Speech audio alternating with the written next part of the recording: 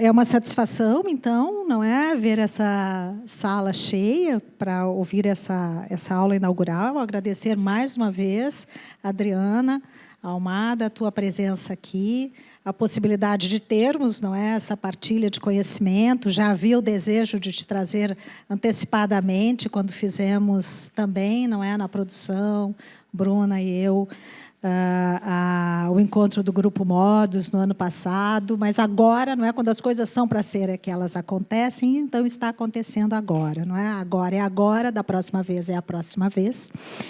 E é uma satisfação, não é?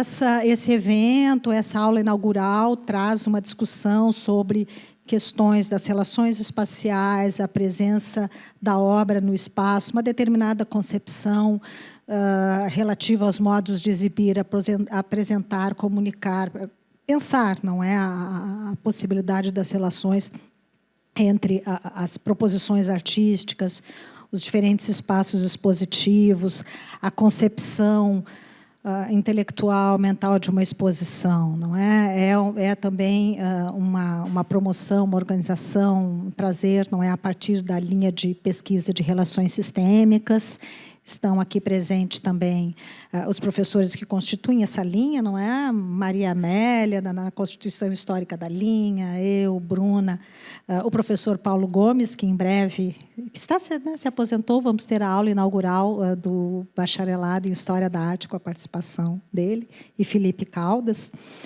Então, eu acho que essa é uma questão, um momento importante, não é? A fala que a Adriana nos traz, não há espaço vazio, a exposição como diálogo interespécies, ela aborda a não neutralidade do espaço expositivo, mesmo antes ou depois de preenchido, partindo de premissas que entendem que o espaço se faz com a exposição, na agitação das obras, na migração de pensamentos e sensibilidades, ou seja, o espaço praticado, né? Essa ideia de uma prática que fundamenta todo esse processo, né?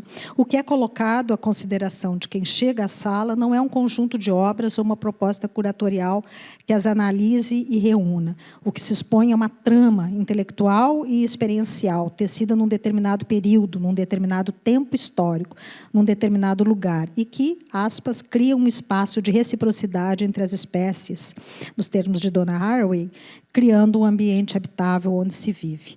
Bom, eu vou passar para a Bruna, não é, que faça uma apresentação de Adriana. Agradeço também, não é, que estamos mais uma vez aqui nessa parceria combinada.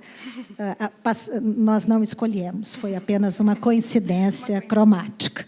Mas, não é, Bruna?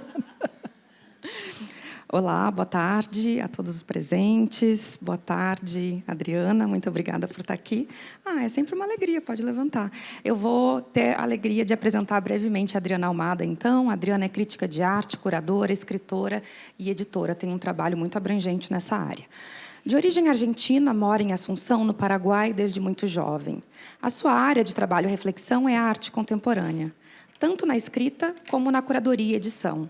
Foi coordenadora curatorial da seção ibero-americana da Bienal de Valência e da Trienal Chilena. Curadora para o Paraguai na Bienal Internacional de Cuenca.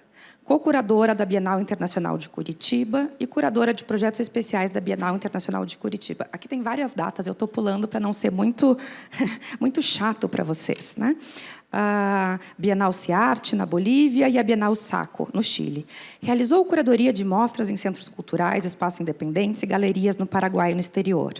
Atualmente, é curadora da coleção Mendonca, de arte contemporânea no Paraguai, e da Pinta Sud a Sul, evento internacional organizado pela Pinta Arte. Nos próximos dias, a gente vai ter uma disciplina ministrada pela Adriana, como professora visitante aqui no PPGAV, ela vai ter a oportunidade de, a cada dia, nos apresentar um pouco mais sobre cada um desses agentes importantes da cena paraguaia. Foi vice-presidente, que eu conheci ela nesse momento, da Associação Internacional de Críticos de de Críticos de Arte, AICA Internacional.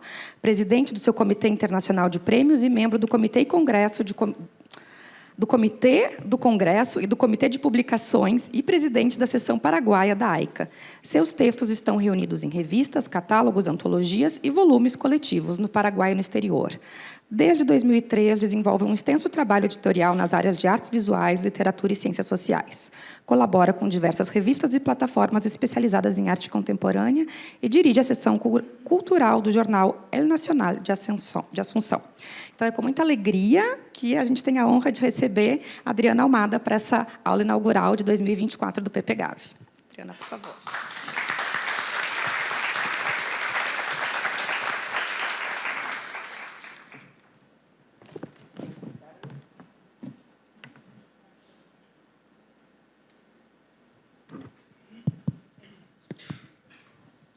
Buenas tardes a todos, a todas. Voy a hablar en español, así que les pido que me tengan paciencia. Voy a hablar lentamente para que no les pase como a mí me pasa con el portugués, que cuando hablan muy rápido a veces no entiendo. Bueno, ante todo quiero agradecerles a todos ustedes por haber venido aquí a compartir una experiencia que es de la cual voy a hablar. Agradecerle a Ana, agradecerle a Bruna, agradecerle a Teresina, agradecer a la universidad por esta invitación que realmente me honra, y de generar esta posibilidad de conversación, porque creo que finalmente de eso se trata, de conversar, de compartir todo esto que llamamos de una manera muy genérica y ambigua arte contemporáneo. Entonces, quienes están en la curaduría, están en la producción artística, están en la escritura de arte, transitan, digamos, o sea, un espacio que es muy móvil, que es muy flexible, y creo que en ese espacio vamos a poder reconocernos en esto que les voy a comentar hoy, que como van a ver, surge de una experiencia particular que tuve hace relativamente poco tiempo y que tiene que ver específicamente con mi práctica curatorial. Es decir, hay miles de maneras, no sé si miles, pero muchas, de encarar una curaduría. Esta es mi experiencia, no la única que yo he desarrollado o la única manera, pero una de las formas que me ha dado realmente mucho placer y mucha capacidad de conectar con otras cosas. Voy a leer, así no me distraigo, y no es mucho, pasa que la letra es enorme, así que empiezo.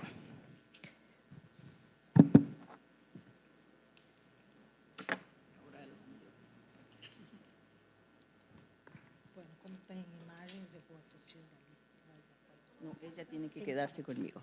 Bruna me va a ayudar con las imágenes que van a ir, digamos, circulando a manera de loop mientras hablo, sin una relación específica con lo que voy a decir, pero si tengo alguna referencia concreta que hacer, te voy a pedir detenerte. No hay espacio vacío. La exposición como diálogo interespecies. En su libro Habitar la exposición, la crítica y curadora francesa Mathilde Roman plantea el diseño expositivo de una muestra de arte como un metatexto que hace circular cuerpos y significaciones, no solo propiciando la relación entre las distintas propuestas, sino suscitando un ambiente habitable donde no transitar de obra en obra, sino donde viajar a través de flujos relacionales en permanente movimiento. Roman llega a este planteo a partir del concepto de reciprocidad entre especies desarrollado por Donna Haraway. El planteo de Roman va más allá de la puesta misma, o del montaje para ingresar en el entendimiento filosófico de lo que significa una exposición. Comienzo esta charla citando su libro, que apareció hace poco más de 2 años, porque a mí, personalmente, me sirvió como disparador para entender ciertos procedimientos frente al espacio, dentro del espacio, que hasta el momento yo venía desarrollando de una manera intuitiva, digámoslo así. ¿A qué nos enfrentamos cuando llegamos al sitio que será escenario de nuestra próxima exposición? ¿Qué vemos? ¿Qué percibimos? ¿Qué sentimos? ¿Qué pensamos? ¿Será solo escenario o será el ambiente vivo donde cohabitarán por un cierto tiempo diferentes especies, incluida la humana? De entrada, hay que recordar que todo espacio es una trama de temporalidades, de relaciones visibles e invisibles que preceden a nuestro encuentro con él y que serán modificadas, adulteradas después de nuestro paso por él. El espacio no es neutro, no es un receptáculo vacío, mucho menos cuando se trata de espacios patrimoniales, que están muy cargados de energía. Todos sabemos que la asepsia del White Cube y su fantasía del espacio siempre inaugural hace rato quedó atrás. Hay que convivir con historias pretéritas y con historias futuras. Y en ese enclave físico-psíquico, generar las narrativas que llamamos exposición. Si pensamos la exposición como un dispositivo de construcción de conocimiento, podríamos apelar nuevamente a Haraway y su llamado a proceder por difracción en lugar de reflexión. La difracción es un fenómeno físico que se produce cuando una onda, ya sea del uso de sonido, por ejemplo, choca con un obstáculo o se encuentra con una grieta. El haz de luz se expande en múltiples direcciones, generando un efecto caleidoscópico. Trasladado este concepto al espacio, equivaldría a pensar la exposición como un conjunto de narraciones que no operan de modo lineal, sino como un complejo de desviaciones con resultados imprevisibles. La exposición, efectivamente, es una forma de imaginación en la que, a su vez, convergen imaginarios diversos y simultáneos. Es un dispositivo de experiencia sensorial, por más conceptual que sea la propuesta, que emparenta lo visual con lo literario, lo digital y lo archivístico, a partir de lo corporal, incluidas las exposiciones virtuales o las que hacen uso de realidad aumentada. Es, por lo tanto, una narrativa encarnada, para usar el término de Butler, en cada una de las piezas que la componen, que componen la exposición, pero que la componen no de modo mecánico, como si fueran partes que deben encajar en un todo, ya que el todo implica un modelo cerrado, definido, controlado. La composición a la que me refiero se asemeja más a una jam session que a una sinfonía, o a los cantos rituales en ciertas comunidades indígenas que cobran sentido en la medida en que quienes cantan, unos y otros, ejercitan un diálogo sonoro cuyas potencialidades mágicas se acrecientan en el conjunto.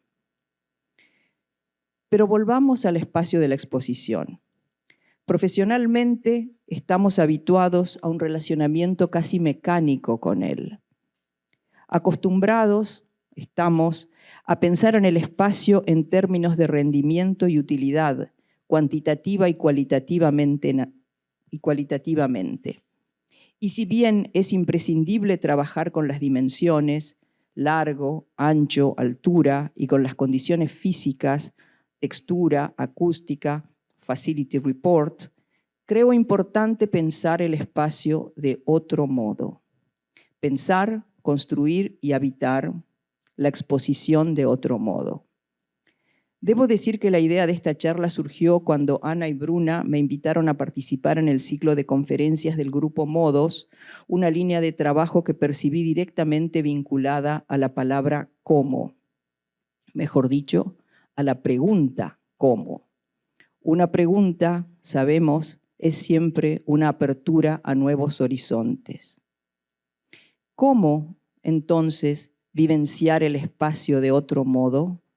Si asumimos que una exposición es una narrativa puesta en situación, podemos entender esta narrativa no como una secuencia que se dirige inexorablemente como una flecha de un comienzo hacia un final, sino como una bolsa donde todo cabe simultáneamente. Esta bolsa de estrellas, para usar las palabras de Ursula K. Le Guin en su conocido texto La teoría de la bolsa de la ficción, es retomada por Haraway, quien sostiene que las teorías e historias, entre comillas, cito, son bolsas espaciosas para recolectar, llevar y contar las cosas de la vida. Fin de cita. Este encadenamiento de asociaciones, hay que decir, en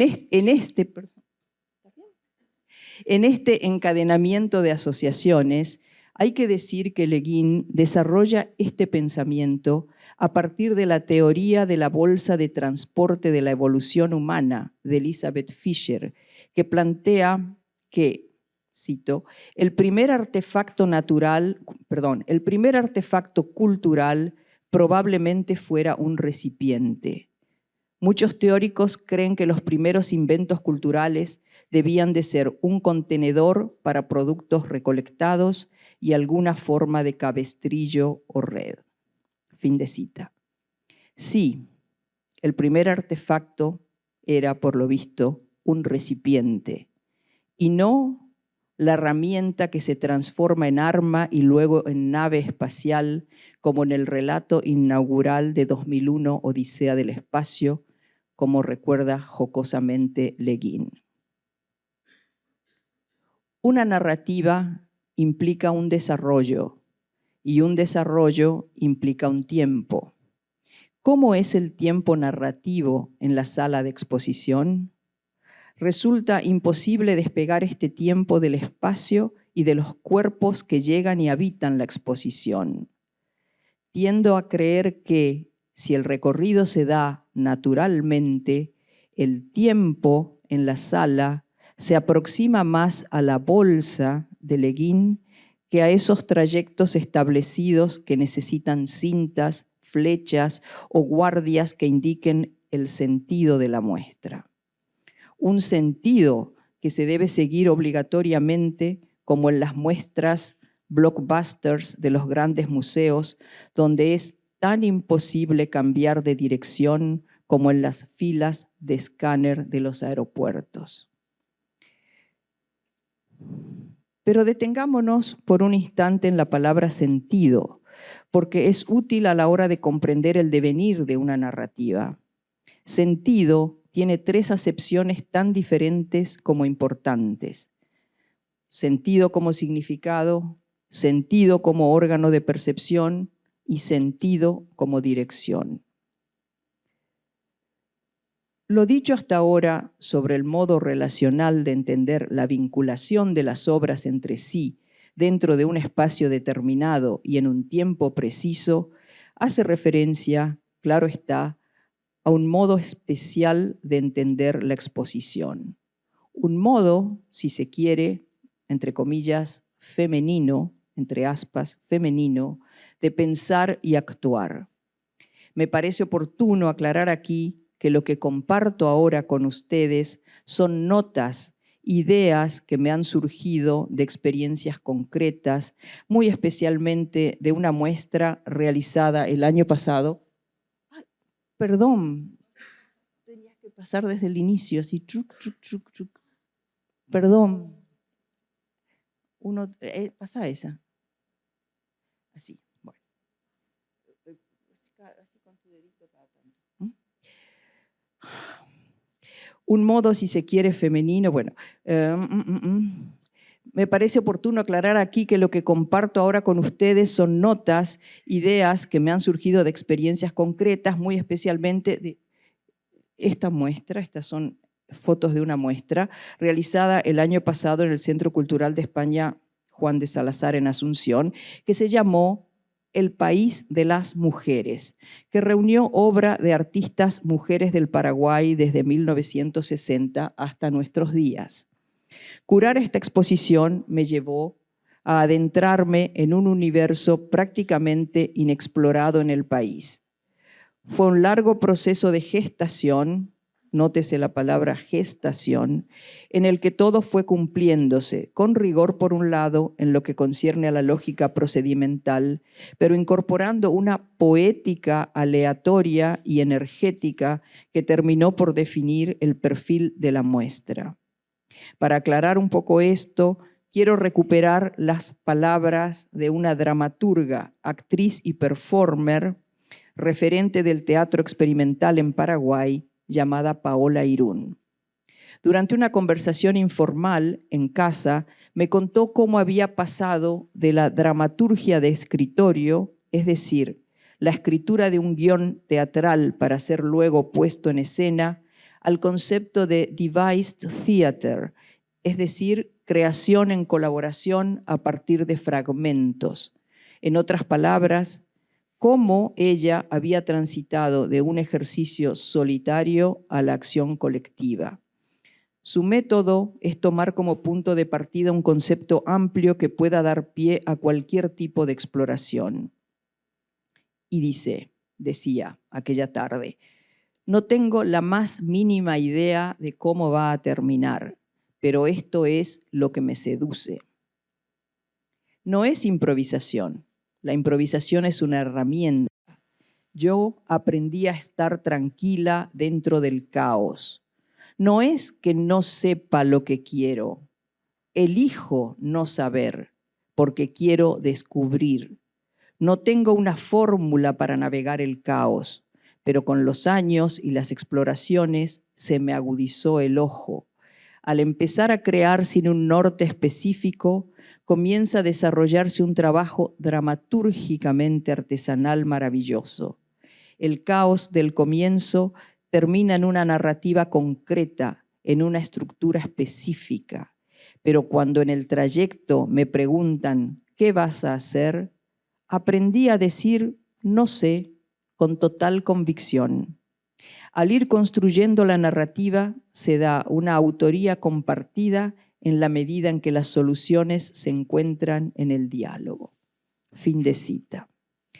Traigo esto a colación, traigo aquí, porque este proceder sin mapa a la hora de comenzar el montaje de una muestra ha sido para mí una de las experiencias más enriquecedoras en mi práctica curatorial. Desde luego, no siempre se puede hacerlo y tampoco se puede hacerlo completamente. Hay un protocolo que seguir en todos los casos, especialmente cuando se trata de espacios altamente institucionalizados. Hay códigos precisos en lo que respecta a manipulación de obras y un cronograma que debe ser cumplido a rajatabla. Y muchas veces de modo perentorio, como ocurre en las bienales, con equipos de montaje que se trasladan de un espacio a otro siguiendo una agenda que no ofrece muchas posibilidades de alteración, ya que cualquier demora en una exposición afecta el timing de todas las demás. Sin embargo, siempre hay un margen, por muy estrecho que sea, donde puede filtrarse la demora poética. Habitualmente, en estos casos, el montaje es un ejercicio técnico que materializa un diseño expositivo realizado según líneas preestablecidas, el diagrama, siguiendo las directivas, orientaciones o lineamientos generales del curador o la curadora o los curadores. Y cuando estos lineamientos, los curadores, llegan al sitio de la exposición y ven la exposición montada, los golpea la distancia entre el plano y el espacio, entre lo virtual y lo real. Recuerdo siempre lo que decía Kevin Power, el curador inglés con quien tuve la experiencia de trabajar hace muchos años en España, en el caso de una bienal en la que estábamos trabajando. Cito: el curador tiene que reservarse el derecho de hacer cambios in situ de hasta un 20 o un 30%. Fin de cita.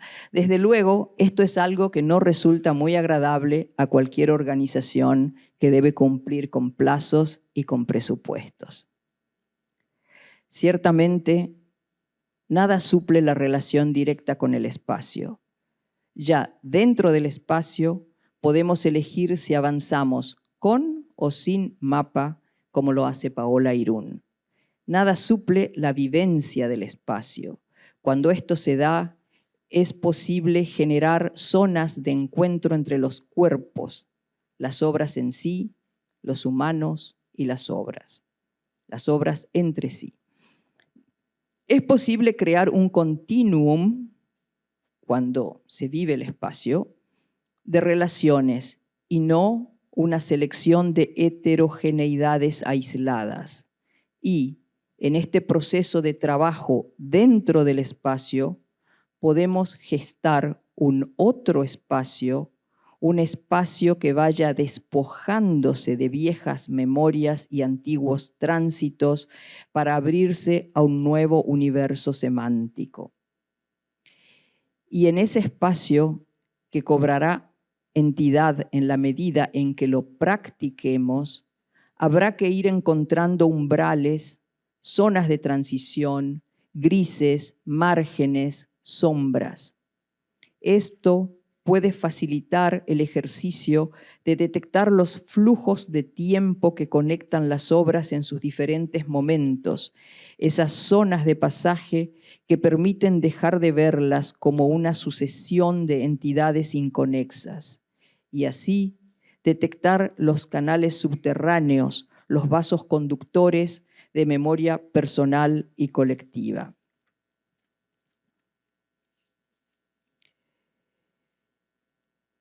¿Cómo construir intensidad en el espacio de exposición?, se pregunta Matilde Román, de modo a construir convivencias entre cuerpos, espacios y obras. ¿Cómo pensar la muestra como medio, como ambiente, como una forma de, entre comillas, entre aspas, reflexionar y proteger espacios y proponer espacios de reciprocidad inspirados en aquellos que Donna Haraway proyecta entre las diferentes especies vivientes? Fin de cita. Por otra parte, estamos frente a la posibilidad de atender en nuestra concepción de exposición a formas fúngicas, no arbóreas, de comunicación lateral. Yo no sé cómo va mi español, si está bien, ¿estamos bien? ¿Tenemos un ratito más, sí? Estamos bien de tiempo, ok. Bueno. Las figuras me ayudan a entrar al interior de los embrollos mortales que constituyen los enlaces formadores de mundo, a los que llamo zonas de contacto, dice Haraway, en un texto así realmente muy motivador que se titula Cuando las especies se encuentran. Y reivindica en este texto la definición de visión quimérica como la que se da en sueños o en imaginación, la figura. Y dice, Las figuras congregan a las personas mediante su invitación a habitar la historia corpórea narrada en sus lineamientos. Las figuras no son representaciones ni ilustraciones didácticas, sino modos o nudos materiales semióticos en los que diversos cuerpos y significados se dan forma mutuamente. Para mí, las figuras siempre han estado donde lo biológico y lo literario se unen con toda la fuerza de la realidad vivida. Traslademos esto al campo de la exposición. ¿Qué pasa si vemos las obras como entes sensibles, como criaturas vivas con las cuales interactuamos desde diferentes sitios y en diferentes momentos?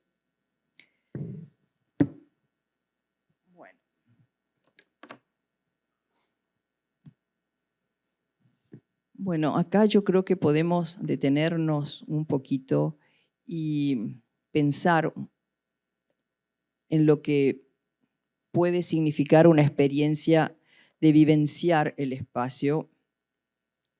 La verdad es que hago este break porque quiero descansar un poquito de leer. Si se entiende el español, sigo, ¿ok? Bueno, sí, bueno, no es mucho, pero bueno. Acá les cuento, paralelamente a estas reflexiones sobre la experiencia de trabajar una exposición de esta manera,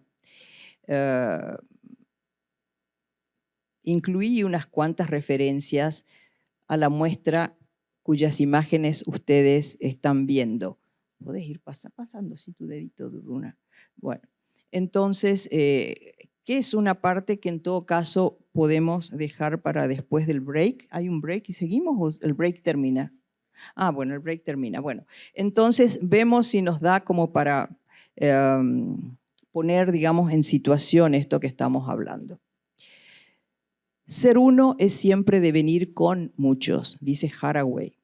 En este caso, las obras, esos imaginarios o condensación de imaginarios, son especies compañeras en la narrativa de la sala. Del latín, cum panis, comensales que comparten el pan. Así, lo que Matilde Román llama habitar la exposición, lleva a sentir lo que, en sus palabras, es el espesor sensible de la experiencia estética.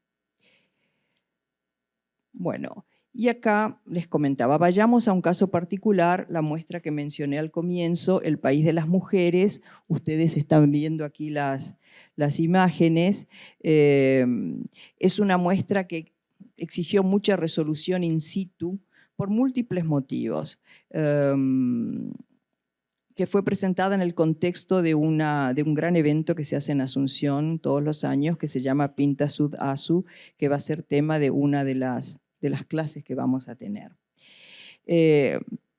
Solo esto les quiero decir. Cuando la exposición estuvo lista, cuando ya se habían ido todos los montadores y el personal de limpieza estaba afuera, y solo quedamos el coleccionista y yo, porque esta muestra es una muestra que se hizo solo y exclusivamente con las piezas de una colección, la colección Mendonca, que es en este momento la colección más importante y la más relevante de arte contemporáneo en Paraguay. Cuando nos quedamos solos, el coleccionista y yo, la muestra lista, él me preguntó, ¿podrías definirme en una palabra el eje o uno de los ejes de la muestra? Y le dije, el cuerpo, el cuerpo.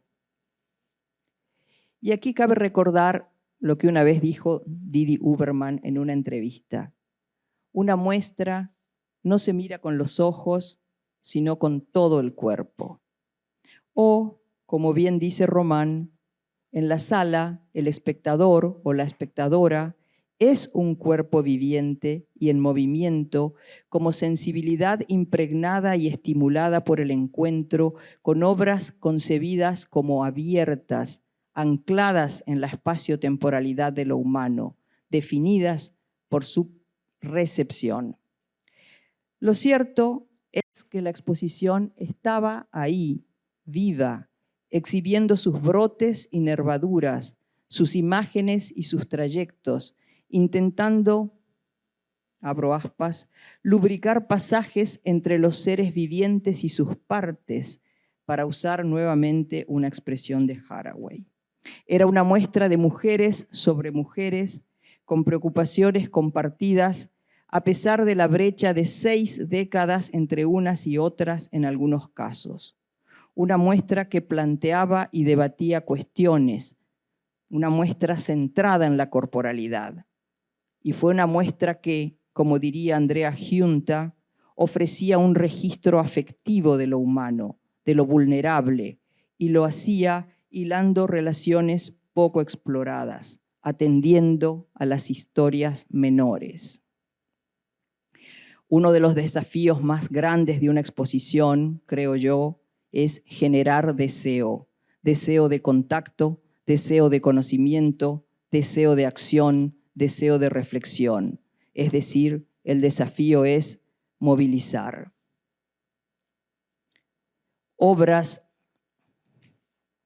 Las obras en el momento contemporáneo se definen por relación, lo cual significa que cada curador, cada montaje, cada espectador las resignifica. Y el espectador o la espectadora es un cuerpo viviente y en movimiento. Los seres no existen, no preexisten a sus relaciones, dice la ecología comportamental. En los espacios de reciprocidad de los que habla Haraway, las obras se emparentan entre sí como especies vivientes, incluso al margen de la misma intencionalidad del curador o la curadora.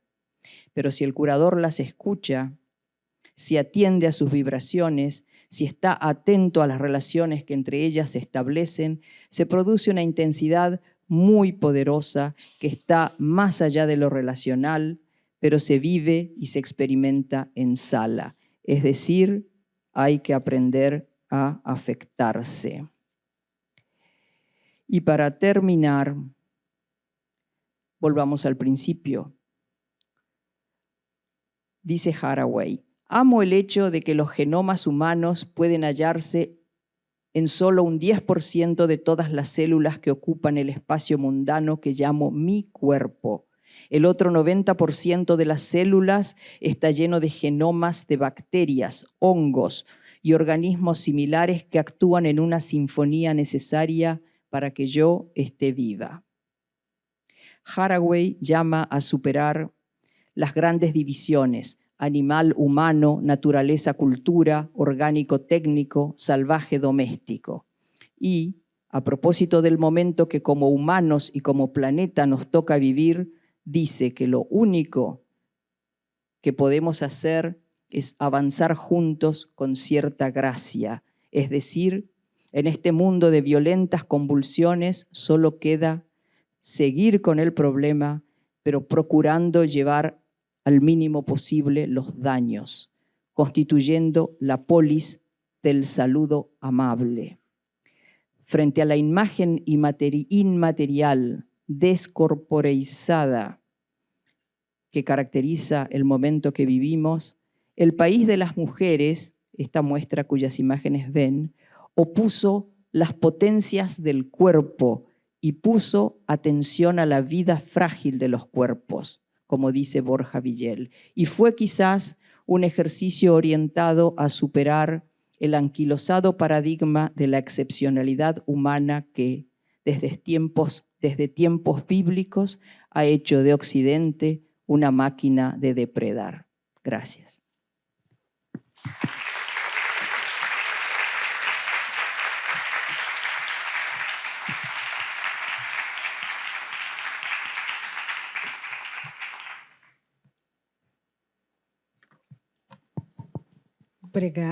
Obrigada, Almada, por esta fala. Escutam? Eu é que me ouço baixinho. Bom, tantas coisas que teríamos para prosseguir, não é? Conversando e refletindo essa ideia de pensar a exposição como lugar e tempo de encontros, não é? Porque se pensamos também nas obras como seres sensíveis das espécies humanos, nós temos um tempo ainda, não é? Uns 30 minutos, 20 minutos para uma troca, uma conversa. Eu acho que as questões que a Adriana nos traz sejam, não é, uma reflexão, tanto abertos, né, ao público, para comentários e falas. Sim. Muito obrigada, Adriana. Fiz várias anotações. Acho que eu queria começar dizendo assim do prazer que é te escutar. O teu texto é como um percurso curatorial, é cheio de poesia, cheio de analogias e achei uma fala mais do que sensível e mais do que generosa. Achei uma fala muito honesta sobre os processos. Nem sempre escutamos falas tão honestas. Mas o que eu queria fazer mais um comentário, assim, para a gente continuar a reflexão e dar tempo para o pessoal que está aqui nos assistindo a pensar sobre o que talvez eles queiram te colocar. Gosto muito quando tu faz essa analogia e chama atenção para essas formas laterais de comunicação, para essa abertura que a obra, como um ser vivo, pode nos trazer. Tu fez uma analogia fúngica, falou dos fungos. E aí lembrei que a aula do Barrientos, no semestre passado, falava da materialidade também, a partir de questões geológicas da obra de arte, né? Falava de questões minerais e como, de certa forma, as duas aulas inaugurais, de formas, entradas distintas, se tocam profundamente, né? Estão em diálogo. E olhando para as obras e pensando nessa questão dessas formas laterais de comunicação, me chama muito a atenção a organicidade das obras colocadas e dos materiais, né? Elas são absolutamente animadas. Eu não sei, eu gostaria que tu fizesse algum comentário nesse sentido, assim, porque, para além da minha curiosidade inicial de quantas obras, quantos artistas e coisas do tipo, para a gente conhecer um pouco mais do Paraguai, eu queria que falasse um pouco sobre essa questão dessa comunicação lateral, na tua prática curatorial, como essas coisas vão se colocando, para além daquilo que acontece no espaço, assim, um pouquinho do processo. Como a gente vai puxando o fio entre uma coisa e outra. Bueno, ahí había una parte larga que omití porque me pareció que se estaba poniendo muy largo todo, donde justamente comentaba eso y hacía un pequeño desarrollo de unas pocas obras porque pueden ejemplificar este caso, pero que después podemos ver en una de las clases específicamente. A ver, ¿qué ocurre? La verdad es que estamos en Latinoamérica, con muchas precariedades en muchos sentidos. Entonces, de repente las reflexiones surgen de la propia necesidad, de la precariedad. De repente queremos trasladar modelos de funcionamiento del circuito internacional del arte y en nuestras ciudades, por lo menos en una escena como la paraguaya, que es una escena muy frágil institucionalmente, es difícil. Yo no sé acá en Porto Alegre, pero bueno, se da, yo lo he visto en muchos lugares en América Latina. Entonces, en esa, digamos, configuración de escena aparecen diversos actores. En este caso, por ejemplo, en Paraguay, apareció esta colección Mendonca. No es que apareció, es una colección que empezó a formarse en el año 2000, de a poquito. O sea, el coleccionista ya venía de una familia donde se coleccionaba arte. Él comenzó, pero él se asume como coleccionista recién a partir del año 2018-2019, cuando Ticio Escobar, ustedes le conocen, le dijo un día: tengo que hacer una gran muestra en el museo, vos tenés un buen volumen de obra, ¿por qué no hacemos una exposición? Fue la primera vez que esa exposición salió de la casa del coleccionista, que además estaba empaquetada, había partes que, bueno, un coleccionista que tiene obras por todas partes. La cuestión es que, cuento esto porque tiene que ver con ciertos procedimientos. Esta colección, a partir de allí, de ese asumirse del coleccionista, comenzó a crecer muy rápidamente. al momento que ahora es realmente un corpus muy importante y es como el corpus referencial en Paraguay. ¿Por qué? Porque no hay museos que puedan presentar un panorama más o menos, ni siquiera completo, pero un panorama, aunque sea sumario, de arte contemporáneo. Entonces aparecen las colecciones. Y esta colección, por ejemplo, que no tiene todavía una sede física, empezó a manifestarse a través de exposiciones. Este País de las Mujeres es la 4ª exposición.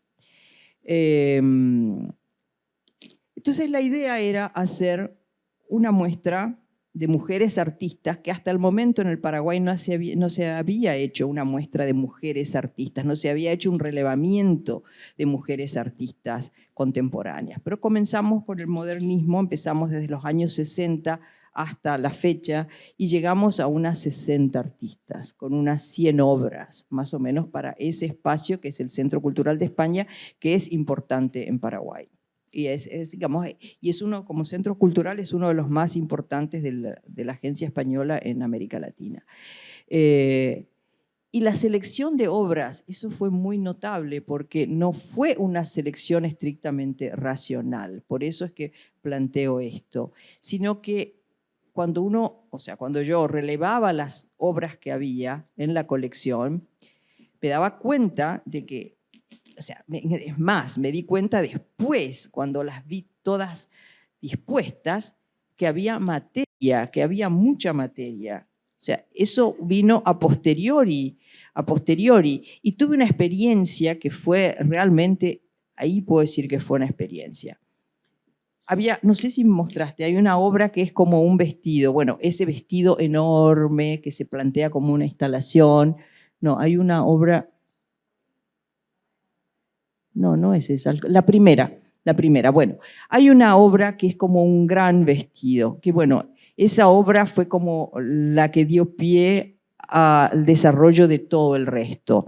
Esa es una obra de una artista paraguaya que se llama Claudia Casarino, que trabaja cuestiones de género desde hace muchísimo tiempo, pero que lo hace desde una vivencia personal, porque uno puede tomar cuestiones de género como tema y uno siente la diferencia cuando un artista trabaja una cuestión como tema a cuando la trabaja como una narrativa fundamentada en su propia experiencia, porque yo personalmente creo que para el arte funciona eso que dice Benjamin, o sea, la narración, la verdadera narración, se teje con los hilos de la propia experiencia. Entonces, este es el caso de Casarino, eso se llama Lo que queda de llevar y traer. Y claro, después dice, son las bolsas de Úrsula K. Le Guin, son las bolsas de la narración.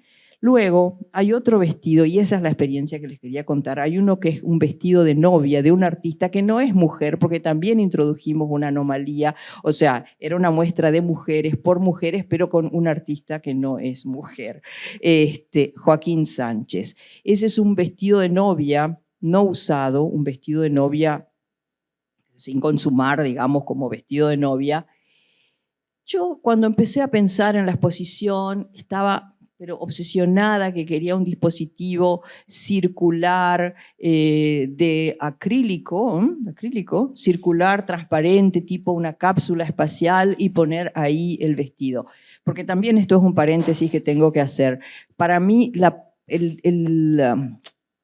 expografía en mi caso, no pasa siempre y no tiene por qué ser así, profesionalmente están divididas las cosas. En mi caso particular, la expografía y la curaduría trabajan juntas. Entonces, claro, siempre hay equipos de diseño, digamos, dispositivo, pero la expografía.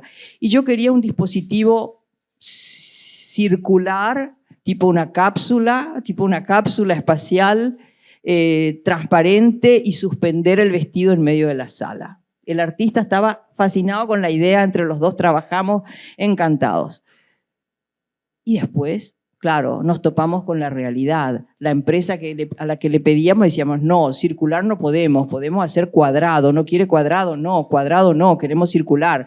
La otra empresa no, y así, y llegaba la hora y llegaba el día, vamos a investigar, y en sus investigaciones llegó el momento y no tuvimos más. Entonces, claro, yo le dije al artista, ¿qué hago? Saco el vestido, lo tengo que sacar al vestido. No, no saques el vestido, por favor. Bueno, entonces, ¿qué tuve que hacer? Tuve que apelar a esa que es una vitrina, dicen ustedes, común y corriente del centro cultural. Dije, bueno, vamos a meter en vitrina. Puse el vestido en la vitrina. Y yo sentía que la vitrina tenía que estar, acá tiene que estar la vitrina. Y cuando puse la vitrina me di cuenta, estaba alineada directamente con, hay una foto, esa, una anterior, con esta foto. Esta es una foto de una manifestación que organizó un colectivo performático de mujeres contra el feminicidio, porque hubo un caso muy, muy violento. Todas por Rosaura se llamaba. Y entonces ahí yo me di cuenta, ese vestido dentro de esa vitrina era un vestido dentro de un sarcófago, era el vestido de un cuerpo que se había ido, un cuerpo que no estaba. Y cuando vino el artista, porque claro, un artista con el que yo trabajo hace mucho tiempo también, y me dice, pero es increíble cómo estas dos obras se relacionaron, que aparentemente a nivel visual no tienen mucho que ver, y sin embargo estuvieron ahí y realmente la potencia que había era muy impresionante. Bueno, eso pasó con otras obras también, pero ahí yo empecé a pensar las obras como entidades de conocimiento y como entidades sensibles, porque indudablemente, usted acá supongo que hay muchos artistas, un artista, digamos, cuando desarrolla una obra al margen de todos los protocolos y de todas las prácticas, hay una cuestión sensible muy importante y hay una dosis de vida en cada obra. Y eso se siente. Uhum. E, bom, ainda pouco, é interessante porque eu gosto muito dessa ideia de exposição como dispositivo, exatamente porque existe, aparentemente, nas nossas áreas, uma pretensa diferenciação, não é? Em alguns projetos curatoriais, em que a curadoria seria uma concepção da ordem, enfim, né, filosófica, conceitual, uma trama dos artistas, mas realmente essa manifestação, a maneira como as obras se dispõem no espaço é a efetiva curadoria, o efetivo trabalho curatorial, não é? E o quanto alguns aspectos que podem ser pensados como, assim, entre aspas, meramente técnicos, ou seja, a cor de uma determinada parede, um determinado jogo de iluminação, a opção por uma vitrine de um determinado material ou outro, vai configurar todo um jogo de sentidos e significados e estabelecer um entre. Não é? Essa questão do espaço, eu acho que está nesse jogo do entre, que estabelece uma conexão entre obras de diferentes artistas, cada um com a sua poética, com uma estrutura conceitual, enfim, não é, matérica, a sua própria história, que podem ser muito diferentes, mas que se articulam, não é, num trabalho que tem uma grande consistência. Não é? E por isso me agrada bastante essa ideia de pensar espaço e de pensar também o conceito de lugar, que ele ganha uma força simbólica, não é? Quando se pensa o espaço a partir da ideia de lugar, né? Que vai envolver também a nossa percepção, a dimensão social, a dimensão política, e inclusive o momento da experiência, porque quando visitamos uma exposição, também não somos os mesmos quando voltamos, quando retornamos, quando olhamos uma determinada obra a partir da convivência e da vizinhança com outras obras e outros artistas.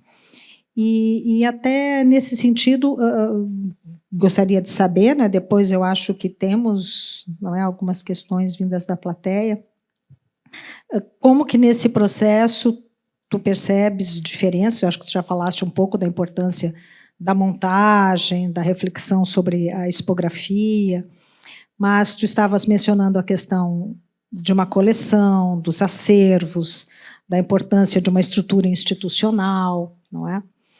Mas esse trabalho curatorial, quando ele se dá a partir de um acervo, ou seja, as obras estão lá em uma reserva técnica ou já não é, na posse de um colecionador, e o trabalho diretamente com os artistas, ou com não é, esse encontro também, não é, de discutir e de trabalhar diretamente com o artista e a sua obra, não é? Isso te parece que agrega, não é? Porque aí, além da obra como algo vivo, não é? Tem a própria, talvez, mudança de percepção, ou quando o artista percebe, o artista, não é? A sua obra dentro de uma determinada narrativa curatorial. Não sei se eu me fiz clara, mas eu percebo uma diferença bastante significativa quando montamos projetos curatoriais a partir de acervos, né, e as obras estão lá, não é? Vivas, mas, enfim, não é? Sem uma tão grande necessidade de negociação, não é, com os artistas, e quando elas estão nos acervos pessoais dos artistas, não é? Muitas vezes que o grau de visibilidade, de reconhecimento é diferente de quando está dentro de uma coleção. Sí, es distinto. Claro, esto, por ejemplo, es una experiencia, no es que, o sea, no es una idea de que así tengan que ser las curadurías, es simplemente la narración de una experiencia. Indudablemente, de acuerdo a la naturaleza de la exposición, las curadurías tienen otros procedimientos, otros protocolos. Si uno va a desarrollar una muestra antológica, una muestra que haga mucha apelación a archivo, o sea, hay diferentes tipos de, diferentes formatos, modelos y necesidades en el caso de las exposiciones. Esta fue una específica. Claro, después están, y además lo bueno es que había, claro, como esta es una colección contemporánea y estaba ahí, y los artistas son paraguayos, muchos estaban ahí, pero en este caso con unos cuantos interactué para esto, ¿verdad? Pero sí, a mí me gusta mucho trabajar con los artistas, me gusta, yo creo que es un hermoso, es un proceso, o sea, yo pienso que, o sea, hay un proceso largo. Yo personalmente, ¿no? Cuando hago una curaduría siempre me involucro mucho y llevo un proceso a lo mejor de 1 año, a veces 2 años con un artista hasta llegar a una muestra, y lo que más me entusiasma es cuando se produce obra para la exposición. O sea, no es que uno va y selecciona lo que tiene y ve, sino cuando se generan proyectos para la exposición. Y esa es una práctica que yo aprendí en los trabajos en bienales, por ejemplo, ¿no? Donde siempre se busca proyectos especiales, entonces desde el inicio ir viendo cómo va mutando ese proyecto desde las ideas iniciales hasta el resultado final. Y es muy hermoso cuando el resultado es bueno, ¿verdad? Porque a veces ocurre que no se llegó a lo que el artista pretendía, o por múltiples motivos en el camino. Pero sí, me gusta mucho, yo creo que eso enriquece, creo en el diálogo y hay un feedback permanente, ¿no? Es una cosa que nutre. O sea, a mí me encanta trabajar con los artistas. Oi. Bom, eu gostaria primeiro de agradecer a Adriana, né, pela presença e por essa comunicação tão interessante, trazendo uma experiência de uma cena tão pouco conhecida por nós, que é a cena paraguaia, né? Uma cena que, para a maioria das pessoas que conhece pouco, não tem ideia do quão rica é essa cena. Realmente é bem interessante. Eu acho que a Adriana nos aponta, de certa forma, a ponta de um iceberg que nós deveríamos olhar com mais cuidado. Mas, de qualquer forma, Adriana, em toda a tua apresentação, que foi muito interessante, eu gostaria que tu comentasses um pouco mais o conceito que tu trazes no próprio título da tua fala, que é a questão da interespécies, né? A exposição como um diálogo interespécies. Esse conceito de interespécies eu acho que é bem interessante, e gostaria que tu desse mais dados sobre isso no teu pensamento curatorial. Bueno, gracias por la pregunta, María Amelia. Bueno, justamente, a ver, la idea es esa, ese flujo relacional que se pone en desarrollo, en acción, en ese encuentro entre dos piezas que a lo mejor no tienen mucho en común, pero hay algo en común, como esto que acabamos de ver. O sea, y cuando yo pensé mucho en esta cuestión de interespecies, porque así como, no sé, creo que fue Derrida cuando le vio a su gato pensó una cantidad de cosas y le disparó una cantidad de preguntas y respuestas. Yo te cuento, siempre miro mis gatos y me impresiono, parece mentira, pero sí son las especies domésticas de las cuales habla Donna Haraway, las especies que viven con nosotros. Viven las plantas, viven los animales, hay mucho alrededor nuestro y que muchas veces no percibimos, digamos, como un entorno inteligente. Y para mí esa es la idea, o sea, cada obra es como una especie viva, especie en el sentido filosófico de especie, que quiere decir eso que hace de una cosa lo que es y que lo diferencia de otra cosa, ¿verdad? Entonces hay especies que se parecen, especies que se diferencian mucho. Nosotros podemos encontrar muchas notas similares en obras de un determinado periodo, por ejemplo. El periodo moderno nos muestra que las mujeres estaban, en este caso artistas mujeres, con cierto tipo de preocupaciones. Pero una cosa que me llamó mucho la atención a raíz de esta muestra justamente fue que esta fotografía, por ejemplo, que creo que está todavía ahí, bueno, esa fotografía de las mujeres desnudas frente a la Conferencia Episcopal Paraguaya, el edificio frente al cual hicieron esa performance, es como la sede administrativa de la Iglesia Católica. Entonces, en ese lugar hicieron su performance, pero, por ejemplo, esa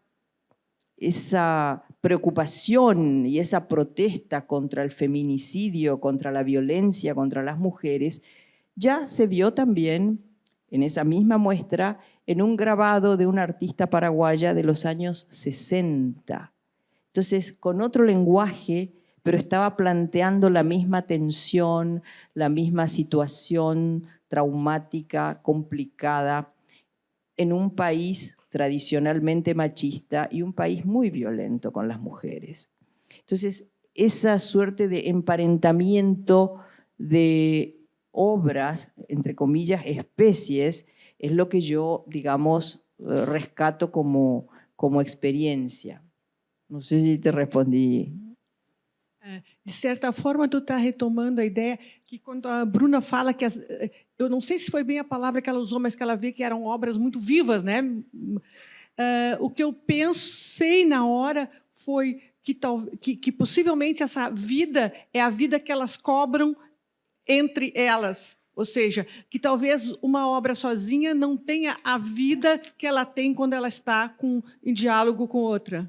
Claro, exactamente. Por eso, justamente eso es lo que, lo que decía, ¿verdad? Que la obra hoy en día prácticamente se define y define su perfil por la relación. O sea, es la relación la que le da un cierto significado, significación.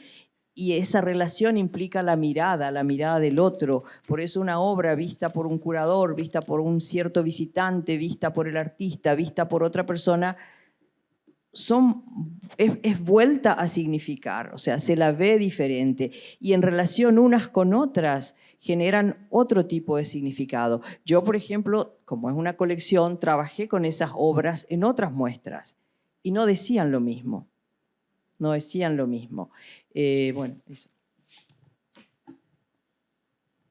Alô? Eu vou fazer um giro nas perguntas agora, vou deixar um pouco de lado a questão curatorial e vou fazer um comentário de caráter sistêmico, já que é a linha de pesquisa que está trazendo a Adriana aqui para a gente. Ao te ouvir, Adriana, e ao ver as imagens dessa exposição, é impossível a gente não pensar muito sobre o papel dessa coleção na cena paraguaia. A quantidade de artistas, a quantidade de obras, a representação.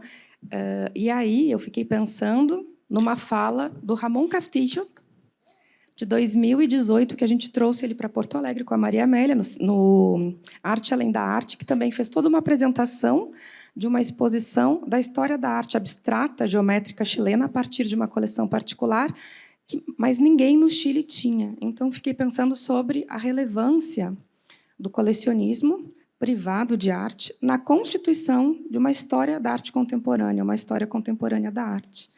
E aí, só para dar uma volta assim na reflexão, quando foi, Ana, que tu e o Francisco organizaram aquele dossiê sobre curadoria para Porto Arte? Foi em 2020, 2021? Com a tradução do texto do Félix Vogel? Enfim, foi propiciado aqui pelo PPGAV, né? Foi organizado esse dossiê sobre práticas curatoriais, em sua maioria contemporâneas. Tinha essa tradução desse texto maravilhoso do Vogel, que eu recomendo que quem tem interesse sobre curadoria veja. E ele, claro, ele faz um relato de uma fala, de uma conferência que ele ministra no The Clark Institute, falando sobre os processos de constituição da história da arte. Mais recente, ele aponta para uma realidade norte-americana e europeia, dizendo que a história da arte é constituída, em sua maioria, nos acervos das instituições e na universidade, na pesquisa acadêmica, que gera uma série de publicações. E aí eu fui atrás de um texto do Ivo Mesquita e tal, eu fiquei pensando que a história da arte brasileira, e também em textos publicados da Maria Lúcia Bueno, que a história da arte brasileira, da moderna para a contemporânea, tem sido feita a partir de um outro lugar. E é aí que eu quero chegar. Menos pela responsabilidade das nossas instituições, muito precárias, infelizmente, mas muito pela atuação desse colecionismo privado junto com a universidade, assim, um sendo o contraponto do outro. E como isso, por um lado, viabiliza que aconteça, já que as instituições são privadas, mas, por outro lado, direciona também aquilo que vai ser colecionado, em termos de critério do que se seleciona, né? E aí eu queria te perguntar, a partir da cena paraguaia, se tu vê que existe um certo direcionamento, ou se, enfim, algo nesse sentido, né, dessa colocação desse cenário do público e do privado em relação ao colecionismo dessa história da arte mais recente. Como que, não sei se tem uma reflexão, mas a gente pode refletir junto, em especial nos próximos dias de quem vai fazer a disciplina, nos efeitos disso, né, para o desdobramento e para a narrativa dessa história da arte paraguaia contemporânea que se escreve a partir dessas coleções. Pero entendí. No, entendí. Bueno, sí, ciertamente. Yo justamente creo que mencioné en la charla lo de la institucionalidad frágil del Paraguay. Es una escena cultural institucionalmente frágil. Frágil porque, digamos, en las categorías del Estado, la cultura no tiene un lugar relevante. Y si tiene algún lugar es otro tipo de cultura, es una cultura que va más bien hacia una retórica nacionalista, que tiene que ver con la preservación del costumbrismo, el folclorismo, pero ni que hablar de arte contemporáneo. Entonces, y lo que ocurre es que tenemos un Museo Nacional de Bellas Artes totalmente desprovisto de obra, o sea, las obras que hay no son significativas, y de la primera mitad del siglo XX, fines del siglo XIX, primeras 3 décadas del siglo XX, las obras que se consideran de los maestros paraguayos, los premodernos, digamos, que se formaron todos en Europa, están todas en una colección privada. Todas. Y uno puede preguntarse, ¿pero por qué en una colección privada? La verdad es que la ciudadanía merecería tener acceso a eso. Después de largos periodos como de oscurantismo cultural, con muchos gobiernos autoritarios y mucho desinterés por lo cultural, de repente hay que pensar, es lo que muchos pensamos también, fue una suerte que estuviese eso en una colección privada, porque eso fue preservado. Claro que siempre es una especie de consuelo, ¿verdad? Uno dice, bueno, por suerte. Bueno, eso. Ese es un caso. Ahora, y arte moderno, desde los mediados de los 50 hasta los 80, hay otra colección privada. Y la colección, el arte contemporáneo es esta colección, ¿verdad? La colección Mendonca. El Museo del Barro, que es un museo importante, referencial para nosotros en el Paraguay, tiene una colección maravillosa de arte indígena y arte popular. Hay obras de maestros modernos y algunos artistas contemporáneos, pero no logra tener un gran corpus porque, claro, no tiene un fondo de adquisiciones. No hay fondo. Entonces, ahí tienen donaciones, muchas veces las donaciones uno no recibe lo que quiere, y pasa eso, ¿verdad? Entonces, no es que haya tanto. Entonces, por eso esta colección se transformó en algo muy importante y relevante. Y justamente yo empecé a interesarme en el coleccionismo, por eso es importante lo que dijiste, porque me di cuenta que en la historiografía del arte, cuando iba a la historia del arte, había unas zonas muy oscuras, había cosas que no se sabía. O sea, yo fui encontrando en las colecciones piezas de artistas que no se sabía que existían. O sea, hoy, yo que suelo investigar en varias colecciones, hay otra que está por emerger también con bastante obra, hay obras en esas colecciones que no fueron nunca registradas fotográficamente, que no están en los libros, que los alumnos de la licenciatura en artes visuales nunca vieron. Nunca vieron. Y están en las colecciones. Y son enormes obras. Y muchas son buenísimas. No saben. Por eso la colección Mendonca es interesante porque está generando todos unos dispositivos de difusión, ¿verdad? Nosotros después de cada muestra, digo nosotros porque yo estoy involucrada directamente con esta colección.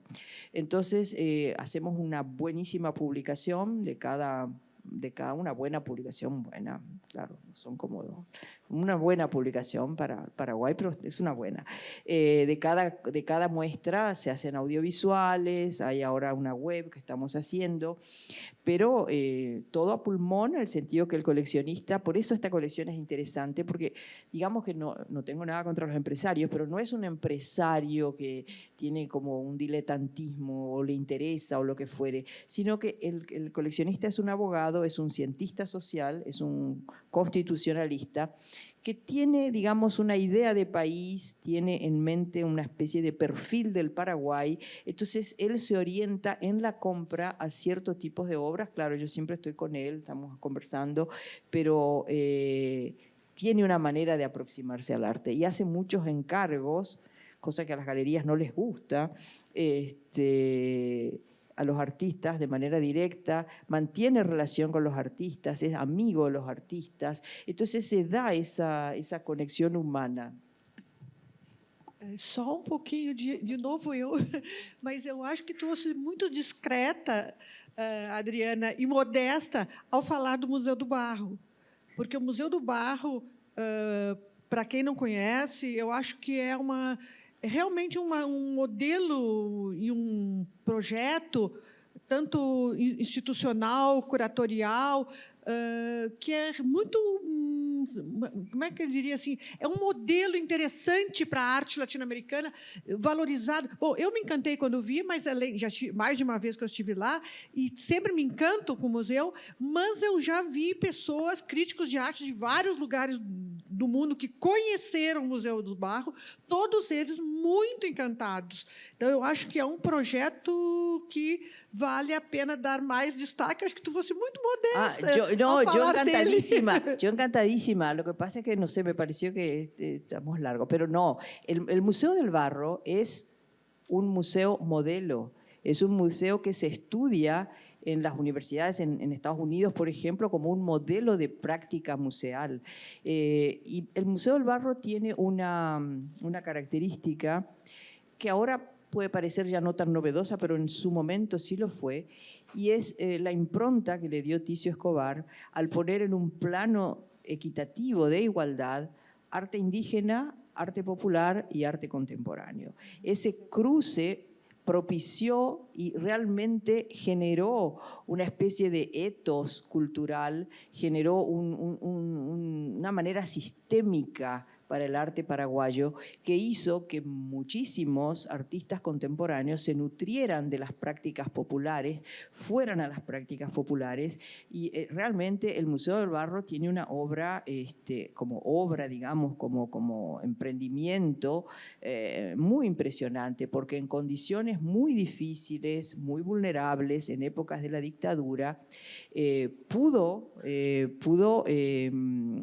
poner ese proyecto en situación y pudo aparecer con ese proyecto, un proyecto además, digamos que tiene mucho la impronta de sus fundadores, de su fundador especialmente Carlos Colombino, que como dice la hija Lía Colombino, que escribió un libro precioso que se llama Este museo no es un museo, que salió hace poquito, para hacer un proyecto así hay que hipotecar la vida, por eso es posible, porque la vida está en ese proyecto. No, y como dice María Amelia, es muy cierto, tiene una colección de arte indígena y de arte popular maravillosa, pero no solo es la colección, porque por ejemplo hay otro museo que es un museo antropológico, el Museo Andrés Barbero, que tiene una buena colección y muy buena, e incluso anterior, porque fueron las piezas recolectadas por una antropóloga eslovena, la doctora Susnik, pero el Museo del Barro hace una apuesta expositiva que es realmente sorprendente, o sea, es maravillosa a nivel estético, a nivel vivencial, digamos, como muestra, y realmente ahí sí también se ve esa vivencia interespecies, porque realmente cómo está todo trabajado, lo indígena. Y lo que sorprende es que cuando uno va a ese museo, por eso es cierto, los curadores extranjeros, mucha gente sale fascinada porque es como un espacio imprevisible, no pensado, es como el lugar de una fantasía, pero también de una no fantasía que conecta con culturas ancestrales, pero lo hace desde una mirada contemporánea. Es muy interesante. Lo que yo decía es que sí, en lo que hace digamos, a la colección específicamente contemporánea, ahí sí es donde tiene problemas de fondos de adquisición. Entonces, por eso están apareciendo coleccionistas que están un poco colaborando a suplir esa especie de ausencia. No es una ausencia, en realidad es como que no hay tanto, porque no es imposible. Además, mantener ese... Antes tenía cierto...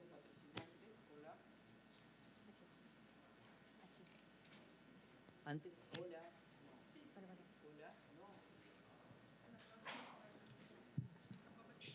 Hola, sí. Había un patrocinio en una época de ciertas empresas del Estado y después otros patrocinantes privados, pero es muy arduo y cada vez es más difícil conseguir este sostén. Así que realmente es un proyecto muy meritorio, aparte que es como un lugar que enamora, ¿verdad? O sea, es un must. El Museo del Barro hay que ir cuando uno va a Asunción. Bom, a ideia de hipotecar a vida, não é? Esa es una frase de Colombino, de Carlos Colombino. Sim. Mas a importância das políticas públicas, a importância do nosso papel enquanto agentes dessas relações, das instituições públicas, dos acervos, de pensar como proporcionar esse acesso ampliado, não é? Para que as coisas não... A arte, a produção cultural e o lugar da cultura, não é? O espaço da cultura como um modo de estar no mundo, de pensar o mundo criticamente, de ter... Eu gosto muito dessa ideia de difração, não só de reflexão. Ela é uma ideia muito potente. Eu não sei se temos mais alguma questão da parte do público, mas estamos, eu acho que chegando, não é? No, y ahora voy a completar una idea a propósito de la María Amelia. Carlos Colombino, que fue el fundador de ese museo, dijo una cosa muy interesante, porque como les conté, fue creado en tiempos de dictadura, cuando era, digamos, muy difícil vivir en el Paraguay. Entonces, él también era un poeta, porque él era un gran artista, pero tenía así, era Colombino Cabañas, firmaba Cabañas para su obra poética. Y él decía que tuve que crear ese museo para poder vivir en Paraguay, porque fue lo único que le dio como sentido a su vida en ese país, en un momento en que todo el mundo se iba, o los que podían, ¿verdad? Porque no todos podían. Bueno, eso. Então, assim sendo, Adriana, mais uma vez, muito obrigada. Te agradecemos em nome do programa de pós-graduação em artes visuais, a oportunidade de compartilhar contigo esse momento com o público. Agradecemos imensamente, né? Bom, Toma, faço parte da comissão coordenadora, mas em nome da TT, de Niura, né, que estão à frente da coordenação, não é, conduzindo agora, nesse momento, o programa de pós-graduação, que é um investimento público na produção, difusão de conhecimento nessa área, faz parte, não é, desse grande nexo. Aos que estão matriculados na disciplina, não é, que seguirá com a Adriana amanhã de manhã, 9 horas, lá no Instituto de Artes. Seguimos. Eu mandei ontem um e-mailzinho, aqueles que meus alunos já conhecem. E, sim, temos ainda um tempo de... Bom, eu vou te passar a palavra, mas nós temos, sim, por favor, alcança o microfone. Na sequência, então, nós vamos, né, já vou deixar os agradecimentos feitos e agradecidos. E depois nós temos, então, um café aqui na saída. Por favor, então. Oi, boa tarde, Adriana. Eu gostaria de perguntar o que nós, que somos estudantes de História da Arte, estudantes de artes, podemos fazer para tornar os espaços de exposições de arte e exposições de artistas lugares com mais diálogo, dar, né, um ressignificado para esses lugares, como foi o tema dessa conversa. E essa é a minha pergunta: qual que é o papel que nós temos como estudantes dos meios artísticos para levar as exposições artísticas além do seu espaço físico, né?